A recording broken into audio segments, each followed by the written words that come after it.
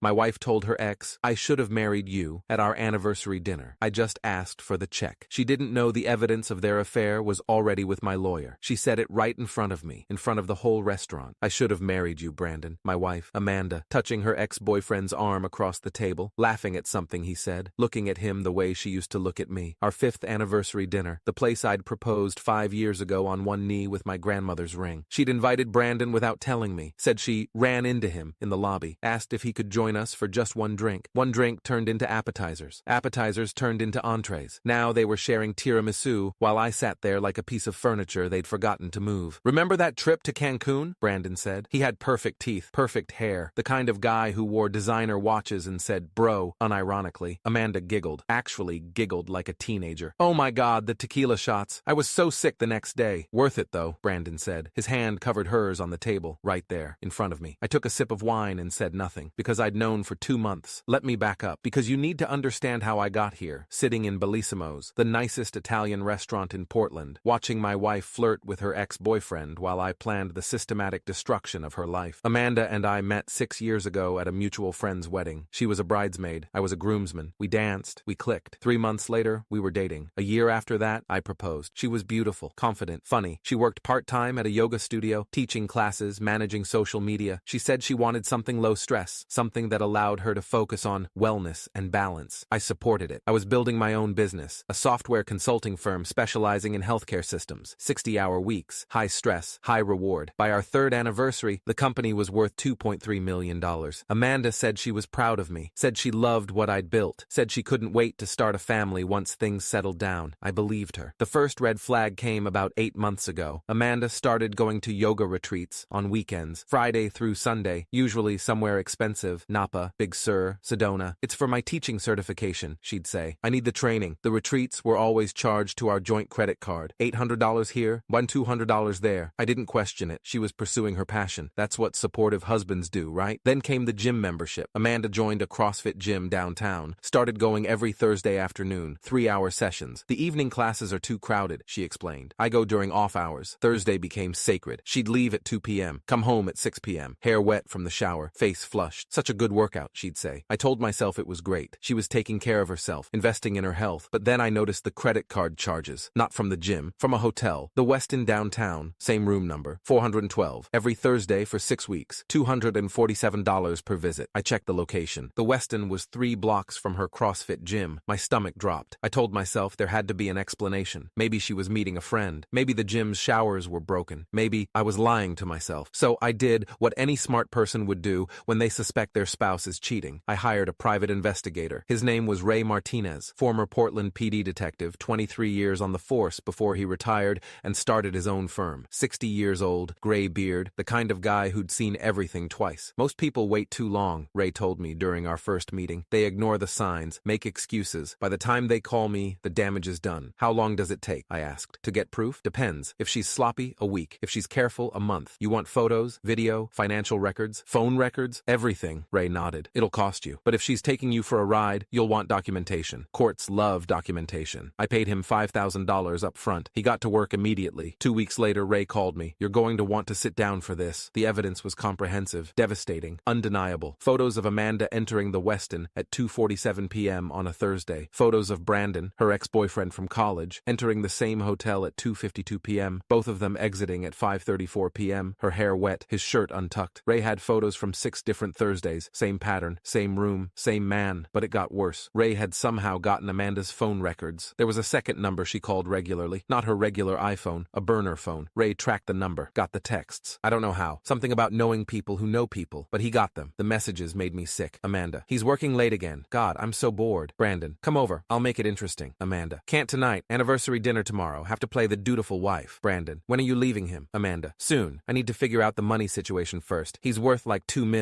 I'm not walking away with nothing." Brandon: "Smart girl. Take him for everything." There were dozens more. Messages about how boring I was, how I worked too much, how I was okay in bed but nothing special, how she was only staying for the money. One message stood out: "You should sell the company and we could travel, see the world." Brandon's response: "Say the word. I'm ready when you are." Ray also found her browser history. She'd been researching California divorce law, asset concealment, community property division, how to maximize settlement in a divorce. She was planning to leave me, but first she wanted to clean me out. I sat in Ray's Ray's office, looking at the evidence spread across his desk, and felt nothing. Not rage, not sadness, just cold, calculated clarity. What do you want to do with this? Ray asked. I want to destroy her, I said quietly. Ray smiled. It wasn't a nice smile. Then let's get you a good lawyer. I hired Jennifer Kwan, 47 years old, partner at Morrison & Associates, 20 years of experience in high-net-worth divorces. Ray recommended her, said she was ruthless. You have a prenup? Jennifer asked during our first meeting. Yes. Did she read it before signing? I thought back to our wedding planning. Amanda had barely glanced at the prenup. It's just a formality, I'd told her. My lawyer says we need it for the business. She'd signed it without reading, trusted me, or more likely didn't care because she wasn't planning to need it. What does it say? I asked Jennifer. Jennifer pulled out the copy I'd provided, flipped to page 7, read aloud. In the event of dissolution of marriage due to infidelity on the part of either spouse, the cheating party forfeits all claims to marital assets acquired during the marriage, including, but not limited to, real property, business interests, retirement accounts, and vehicles. The cheating party will receive only assets they brought into the marriage. How much did she bring into the marriage? Jennifer asked. About $8,000, her car, some furniture. Jennifer smiled. Then that's all she leaves with. Plus, we're in a no-fault state, but this prenup was voluntarily signed. If we can prove infidelity, and with Ray's evidence we can, she's done. What about alimony? The prenup waives alimony in cases of infidelity. She gets nothing. How long will this take? We file tomorrow. She'll be served within 48 hours. If she tries to fight it, we bury her with evidence. My guess? She'll fold within a month. I want to make this public, I said. Jennifer raised an eyebrow. Public how? Her parents have been funding her yoga studio, paying her rent on the space, $2,500 a month. I want them to know what she's doing. That's your call. Legally, you're allowed to tell whoever you want. And Brandon, he's engaged, getting married in 3 months. You want to tell his fiancée? I want to send her everything. Photos, texts, all of it. Jennifer leaned back in her chair. Marcus, I need to ask, is this about justice or revenge? What's the difference? Justice is what happens in court. Revenge is what you do outside it. I can help you with justice. Revenge is on you. I thought about that. About Amanda laughing in those texts, calling me boring, planning to rob me. About Brandon calling me a mark. Both, I said. I want both. Jennifer nodded. Then let's get started. We filed the divorce papers on Monday. Jennifer drafted them personally, cited irreconcilable differences, the standard language, but attached Ray's evidence as exhibits. Exhibit A through Exhibit M. Photos, texts, hotel receipts, all of it. The process server was scheduled to deliver the papers on Thursday evening, the same day as our anniversary dinner, but I had something else planned first. I called Amanda's father, Tom. He'd always liked me, called me son, welcomed me into the family. He was the one paying for Amanda's yoga studio, an investment in his daughter's entrepreneurial spirit. Tom, I need to talk to you about something serious, I said. We met for coffee that Wednesday. I brought printed copies of everything, the photos, the texts, the hotel receipts, his credit card statements showing he'd been paying for Amanda's studio while she was using our money for hotel rooms. Tom went pale, then red, then pale again. Jesus Christ, he whispered. I had no idea. I'm filing for divorce tomorrow. I wanted you to hear it from me first. Marcus, I'm so sorry. I raised her better than this. I thought, his voice cracked. I thought she was happy. She was, with my money and her boyfriend. Tom looked at the photos again, shook his head. I'm cutting her off. The studio rent, everything. If she wants to live like this, she can fund it herself. I appreciate that. No. Tom looked at me. Thank you for telling me. Most guys would just ghost the whole family. You didn't have to do this. You've been good to me. You deserved to know. We shook hands. Tom looked broken. I felt bad for him, but not for Amanda. Next, I called Brandon's fiancée. Her name was Jessica Chen. I found her through Brandon's Instagram. He had it linked in his bio. She posted a lot. Happy couple photos, wedding planning updates. She seemed nice, normal. She didn't deserve what Brandon was doing to her. I created a burner email account, sent her everything. Photos, texts, hotel receipts, a brief note. I thought you should know who you're marrying. I'm sorry. A friend. She responded an hour later. Who is this? I replied. Amanda's husband. I'm filing for divorce tomorrow. I thought you deserved the same information I have. She didn't respond again, but I saw her Instagram story change. The happy couple photos disappeared. The wedding countdown vanished. Good. Thursday came. Anniversary dinner. I'd made reservations at Bellissimo's 3 months ago. The place I'd proposed. Romantic, expensive, perfect. I wore my best suit. Amanda wore a black dress I'd bought her for her birthday. You look beautiful, I told her in the car. Thanks. She was on her phone, texting someone, smiling at the screen. We arrived at 7 p.m. The hostess led us to our table, a corner booth with a view of the city lights. This is nice, Amanda said. She barely looked at me, still on her phone. I ordered wine, appetizers, made small talk she barely engaged with. At 7:23 p.m., Amanda's eyes lit up. Oh my God. What? Brandon Rivera. I haven't seen you in forever. I turned. Brandon was walking toward our table. Perfect hair, perfect teeth, smug smile. This wasn't a coincidence. Hey, Amanda, Brandon said. He hugged her, right there, in front of me. What are you doing here? Anniversary dinner, Amanda said. She didn't introduce me. No way. Congratulations. Brandon glanced at me. You must be the husband. Marcus, right? Marcus, I said. Cool, cool. Hey, you guys mind if I join you for a drink? I'm just meeting some friends later. Amanda looked at me. Do you mind, babe? I smiled. Not at all. Brandon pulled up a chair, ordered a whiskey, started talking to Amanda like I wasn't there. And that's when I realized this was planned. She'd told him where we'd be, told him to run into us. This was her testing the waters, seeing if I'd say something, if I'd fight back. I didn't. I just sat there, watched them flirt, watched her touch his arm,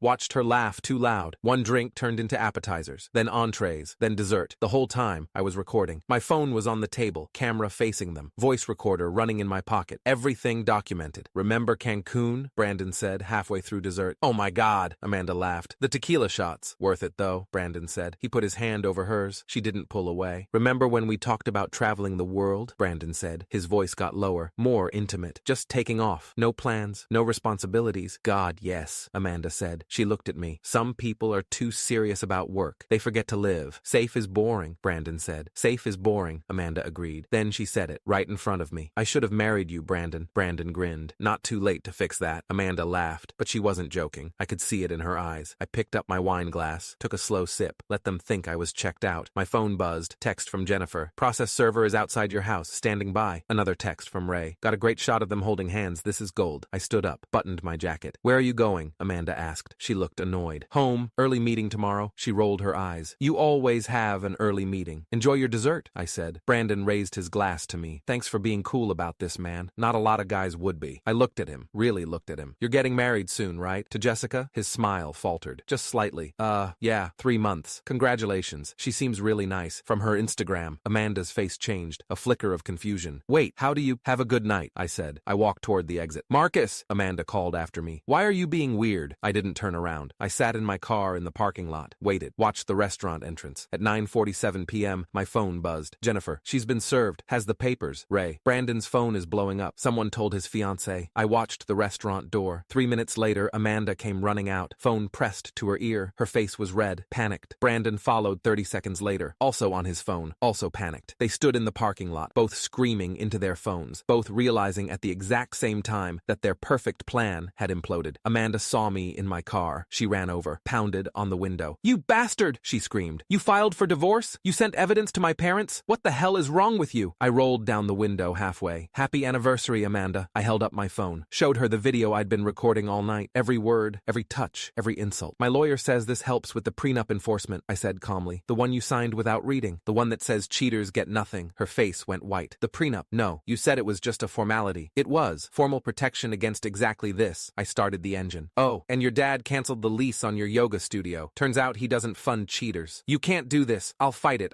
You'll what? Tell the judge you weren't cheating? I've got 2 months of evidence that says otherwise. I shifted into reverse. Enjoy the walk home. I'm keeping the car. It's in my name. Brandon was still on his phone, still trying to salvage his engagement. Jessica wasn't answering. Amanda slapped my car. You recorded us without consent. That's illegal. Oregon is a one-party consent state for recordings, I said. I was part of the conversation. Completely legal. My lawyer checked. I rolled up the window. Amanda was screaming now, making a scene. Other diners were coming outside to watch. Brandon tried to calm her down. She shoved him. This is your fault, she yelled at him. You said he was stupid. You said he'd never find out. I never said that. You called him a mark. People were filming now. Phones out. This would be on social media by morning. Perfect. I drove past them slowly. Watched them turn on each other in my rearview mirror. Watched her push him again. Watched him yell back. My phone buzzed. Jennifer, this video is perfect. She's done. We'll have this wrapped up in 3 weeks. Ray, Brandon's fiancée just changed her relationship status to single. He's screwed too. Tom, Amanda's dad. I'm so sorry, son. I can't believe she did this. You deserve better. I smiled, turned up the radio, and drove home to change the locks. The next 72 hours were beautiful chaos. Friday morning, Amanda tried to come home, found the locks changed, called me screaming. You can't lock me out of my own house. It's my house, I said calmly. Check the deed. My name, not yours. The prenup covers this. I have rights. You have the right to hire a lawyer. I recommend you do that. She called Jennifer's office 12 times that day. Jennifer's assistant told her the same thing every time. All communication must go through your attorney. Amanda didn't have an attorney yet. She couldn't afford one. Her dad had cut her off. Her yoga studio income was barely $1,800 a month. She'd been living off my money for years. By Friday afternoon, she'd retained someone. Public defender type. Overworked. Outmatched. Jennifer sent me the message. Her lawyer just called. Wants to negotiate. I told them we don't negotiate with cheaters. Trial in 3 weeks. But it got better. Amanda's mother called me. Linda. She was crying. Marcus, I'm so sorry. I had no idea. Tom showed me everything. I'm heartbroken. heartbroken. I know, Linda. I'm sorry you had to see those. Don't apologize. You didn't do anything wrong. Amanda did, and I'm ashamed of her. Linda had always been kind to me. This wasn't her fault. Can I ask you something? Linda said. Those yoga retreats she kept going on, were those... Probably, I said gently. Ray found hotel charges in Napa and Big Sur on the same weekends. Linda started crying again. I asked her about those trips. She said she was finding herself, becoming a better person. She was finding Brandon. I can't believe I raised someone like this. You didn't raise her to be like this. She chose this. We talked for an hour. Linda kept apologizing. I kept telling her it wasn't her fault. By the end, she said something that stuck with me. Tom and I are getting our wills updated. Amanda's not getting a cent. She made her bed. Brandon's situation was equally catastrophic. Jessica, his now ex-fiancée, had taken the evidence I sent her and forwarded it to Brandon's family, his mother, his father, his siblings, his best man. She'd also posted a cryptic Instagram story. When you find out your fiancé isn't who you thought he was. Thankful for people who tell the truth. Brandon's comment section exploded. Friends asking questions. People speculating. Brandon posted a defensive response. People spread lies when they're jealous. The truth always comes out. Jessica responded publicly. You're right. The truth did come out. In photos, in text messages, in hotel receipts. Have fun explaining that to your mother. Brandon deleted his Instagram by Saturday morning. Ray kept me updated. He had contacts everywhere. Brandon's mother called Jessica personally, Ray told me. Apologized. Offered to pay for therapy. Said she had no idea her son was capable of this. What about Brandon? He's staying with a friend. Jessica kept the apartment, kept the ring. He's basically starting over. Good. Ray laughed. You're cold, man. I like it. I'm not cold. I'm just done being the nice guy who gets walked on. Amen to that. The divorce trial was scheduled for 3 weeks out, but Amanda's lawyer called Jennifer on day 12. My client would like to settle. Jennifer put her on speaker. On what terms? Ms. Rivera believes the prenup is unconscionable. She'd like to renegotiate. No. She's entitled to community property. Not according to the prenup she signed. Not according to Oregon law. Not according to the infidelity clause she triggered. Mr. Davidson recorded her without consent. Oregon is a one-party consent state. He was part of the conversation. Completely legal. We've been over this. Silence on the other end. Then, what does your client want? Nothing. The prenup is clear. Ms. Rivera leaves with what she brought into the marriage. $8,000, her car, some furniture. That's it. That's not fair. Fair? Jennifer's voice went cold. Your client spent 2 months in hotel rooms with her ex-boyfriend, on my client's dime, while planning to rob him in divorce court. You want to talk about fair? More silence. We'll see you in court, Amanda's lawyer finally said. Jennifer hung up, turned to me. She's going to fold. Give it 48 hours. Jennifer was right. 2 days later, Amanda signed the settlement. Everything went to me. House, cars, business, retirement accounts. She got her $8,000 savings, her 10-year-old Honda Civic, and a futon. No alimony, no spousal support, no do-overs. The judge signed off on it without comment. It was over. A month after the divorce was finalized, I ran into Amanda at a coffee shop. She was with a friend. She saw me and went pale, tried to turn away. Amanda, I said. She stopped, turned, looked at me with something like fear, or maybe shame. What? She said. How are you doing? She laughed, bitter. How do you think? I'm living with my friend Shauna, working at the yoga studio for minimum wage. My parents won't talk to me. My life is ruined. That's unfortunate. Unfortunate? You destroyed me. You took everything. I took what was mine. You tried to take it first. I just got there faster. Her friend pulled her arm. Come on, Amanda, let's go. Amanda yanked away. You're so cold, so calculated. I never knew you were like this. Like what? Someone who doesn't let himself get robbed? I loved you. No, you loved my money. You loved the idea of me, but you didn't love me. That's not true. Then why were you in hotel rooms with Brandon? Why were you planning to leave me? Why did you tell him I was boring and you were only staying for the money? She had no answer. That's what I thought, I said. I picked up my coffee. Good luck, Amanda. I hope the next guy does a better job of keeping you interested. I walked out, didn't look back. Her friend caught up to me in the parking lot. Hey, she said. I'm Shauna, Amanda's friend. Hi. Look, I know this is weird, but I need to tell you something. Amanda's been trashing you to everyone, telling people you were abusive, that you controlled her money, that you isolated her from friends. My jaw tightened. She's lying. I know. I saw the evidence. She showed it to me trying to get sympathy. But dude, the texts were brutal. She was planning to rob you. I told her I couldn't support that. We're not really friends anymore. Why are you telling me this? Because if she's telling these lies to our mutual friends, she might be telling them to other people, employers, dates, anyone who will listen. You should document it. Protect yourself. Thank you. Shauna nodded. You deserve better than what she did to you. She walked back inside. I stood there for a moment, processing. Then I called Jennifer. Amanda's spreading lies about me, saying I was abusive. Do you have proof? Not yet, but I have witnesses. Get statements, emails, texts, anything she's saying in writing. If she defames you, we'll sue her for that too.